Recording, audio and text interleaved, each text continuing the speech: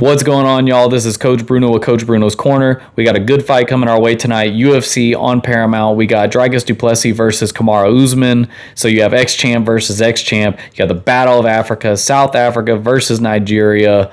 Should be a good scrap. This fight will be at the middleweight weight class. So in UFC, your middleweight weight class is 185 pounds. But given the fact that this fight is not for a title, you're allotted a 1 pound overage at weigh-in, which both guys have already weighed in. And Dricus came in at 185.5, and then Usman came in right at the limit of 186 pounds. So I'll break it down. I'll give you a little coverage over both guys since the fight's tonight, and then I'll give you my prediction in the end. So I'll start with Kamaru. He's got a 21-4 overall record, 9 wins coming by knockout, 12 submission, and then his official UFC record, though, is 15-3. At one point, he was the pound-for-pound #1 ranked fighter. He was, in my opinion, the second greatest welterweight of all time, only behind George St. Pierre. He possesses an ability with his wrestling that is bar none. That's not even a secret, right? I think when you look at some other tangibles, at least one that he doesn't get enough credit for, in my opinion, is he's got a very snappy jab. He has a good, solid jab.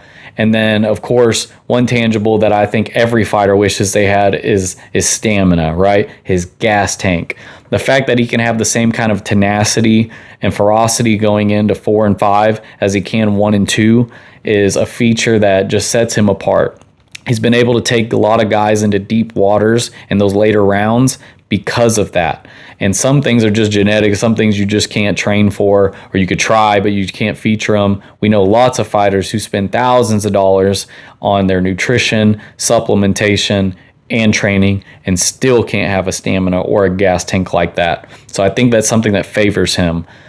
Now, when you look at Dricus, right, you've got a guy who's 23-3 with an 8-1 UFC record. The guy is kind of unorthodox in his striking, but it's very strong, kind of throws himself off balance at times. He has just that physical dominance. He's just, again, very physically strong, and then he has a really good grappling ability. So I don't think that this fight is going to be too much on 2 feet with striking. I think it'll be in the mix for sure, because no guy ever wants to get too one-dimensional, because then you're easily able to pick a guy apart in that way. But I think we're going to see a lot of ground and pound personally, a lot of wrestling. And I would say that the momentum is definitely on his side. When you look at Dricus, so if you compare both guys from 2021, right? So in 2021, Usman went 3-0, and then 2022 to now he's 1-3. And you look at Dricus, he's 8-1 in that same time span. So he's been on the winning side of things a lot more recently than Usman has.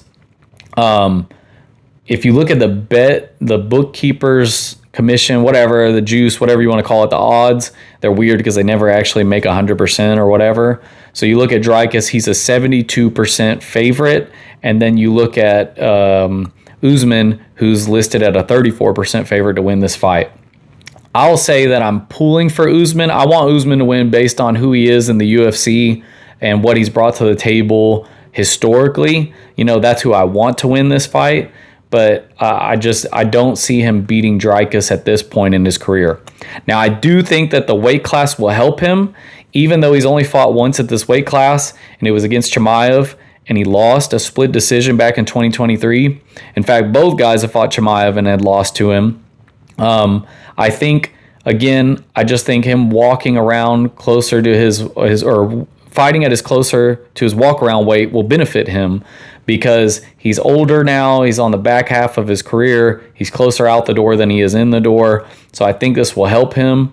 But to be seen. We'll see what happens tonight. Tune in. What do you guys think? Who do you think wins this fight?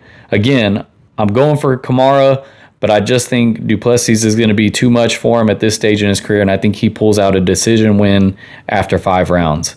All right, guys. See you in the next one.